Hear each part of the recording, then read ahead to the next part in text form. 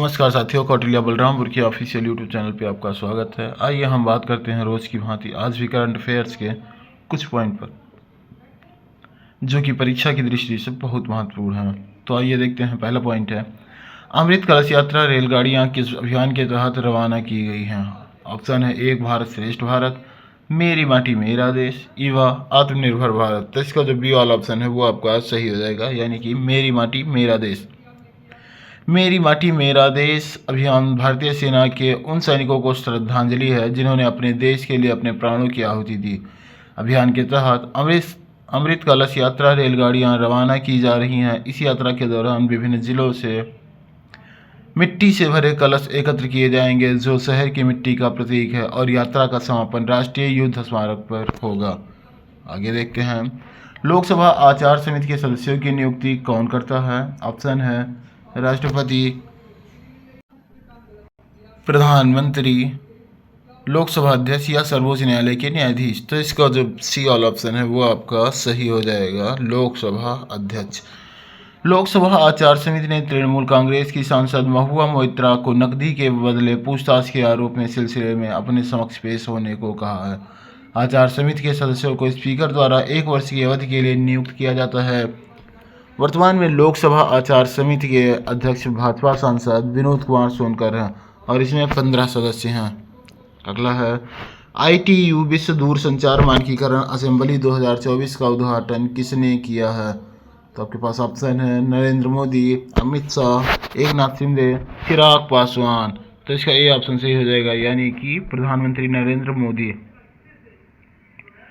प्रधानमंत्री नरेंद्र मोदी ने नई दिल्ली में ITU विश्व दूरसंचार मानकीकरण असेंबली 2024 का उद्घाटन किया। कार्यक्रम के दौरान PM मोदी ने इंडिया मोबाइल कांग्रेस के 8वें संस्करण का भी उद्घाटन किया। इंडिया मोबाइल कांग्रेस एशिया का सबसे बड़ा डिजिटल प्रौद्योगिकी मंच है। आगे देखते हैं, हाल ही में एस परमेश को किसके प्रमुख के रूप में नियुक्त किया गया है? ऑप्शन है BSF, NIA, CRPF या भारतीय तटरक्षक बल। तो इसका ऑप्शन डी सही होगा, यानी कि भारतीय तटरक्षक बल। हाल ही में केंद्र सरकार ने एस परमेश को भारतीय तटरक्षक बल का नया प्रमुख नियुक्त किया है। परमेश पूर्व DG राकेश पाल के निधन के बाद पदभार संभालेंगे। 3 दशकों से अधिक की सेवा के साथ परमेश ने उप महानिदेशक संचालन और तटीय सुरक्षा और प्रमुख ICG जहाज़ों के कमांड सहित कई प्रमुख पदों पर अपनी सेवाएं दी हैं। आगे देखते हैं, सितंबर 2024 के लिए ICC player of the month किसे चुना गया है? ऑप्शन है विराट कोहली, कामिंद मेंडिस, संजू सैमसन या जो रूट। तो इसका बी ऑप्शन सही हो जाएगा आपका, कामिंद मेंडिस। ठीक है, हाल ही में श्रीलंका के कामिंदू मेंडिस को सितंबर के लिए ICC player of the month चुना गया है। मेंडिस अपने टेस्ट करियर के पहले 8 मैचों में से प्रत्येक में 50 का आंकड़ा पार करने वाले इतिहास के पहले पुरुष खिलाड़ी बन गए हैं। वहीं इंग्लैंड की टैमी ब्यूमॉन्ट को सितंबर के लिए सर्वश्रेष्ठ महिला खिलाड़ी के लिए सम्मानित किया गया। आगे देखते हैं, जम्मू कश्मीर के नए मुख्यमंत्री के रूप में शपथ कौन लेंगे? ऑप्शन है फारूक अब्दुल्ला, उमर अब्दुल्ला, महबूबा मुफ्ती, इनमें से कोई नहीं। तो इसका ऑप्शन बी सही होगा, यानी कि उमर अब्दुल्ला। नेशनल कॉन्फ्रेंस NC के नेता उमर अब्दुल्ला 16 अक्टूबर को जम्मू कश्मीर के नए मुख्यमंत्री के रूप में शपथ लेंगे। नई सरकार का गठन जम्मू और कश्मीर में राष्ट्रपति शासन को हटाने के बाद हुआ, जो 2019 में पूर्व राज्य के पुनर्गठन के बाद से लागू था।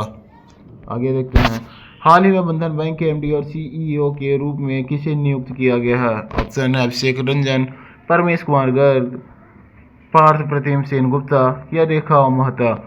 तो इसका सी ऑप्शन सही होगा, पार्थ प्रतिम सेन गुप्ता। हाल ही में बंधन बैंक के MD और CEO के रूप में पार्थ प्रतिम सेन गुप्ता को नियुक्त किया गया है। RBI ने पार्थ प्रतिम सेन गुप्ता को 3 साल की अवधि के लिए बंधन बैंक के प्रबंध निदेशक और मुख्य कार्यकारी अधिकारी MD और CEO के रूप में मंजूरी दे दी है। उन्होंने संस्थापक MD और CEO चंद्रशेखर घोष का स्थान लिया, जिन्होंने 9 जुलाई 2024 को इस्तीफा दे दिया था।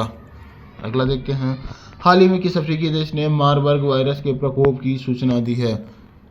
ऑप्शन है तंजानिया, केन्या, सोमालिया, रवांडा। तो डी ऑप्शन सही होगा, रवांडा। हाल ही में रवांडा में मारबर्ग वायरस के प्रकोप के कारण 6 लोगों की मृत्यु हो गई है। मारबर्ग वायरस रोग एक दुर्लभ लेकिन गंभीर रक्तस्रावी बुखार है जो मनुष्य और प्राइमेट्स को प्रभावित करता है। एमवीडी का कारण मारबर्ग वायरस है जो इबोला वायरस के समान है, दोनों ही परिवार से संबंधित हैं। इस वायरस की पहली पहचान 1967 में जर्मनी के मारबर्ग में हुई थी, जो संक्रमित हरे बंदरों से जुड़ी थी। अफ्रीकी फल चमगादड़ इस वायरस का भंडारक मेजबान है और संचरण शरीर के तरल पदार्थों के सीधे संपर्क के माध्यम से होता है। तो दोस्तों आज के लिए इतना ही, आगे का फिर मिलेंगे कल इसी क्रम में। बहुत बहुत धन्यवाद।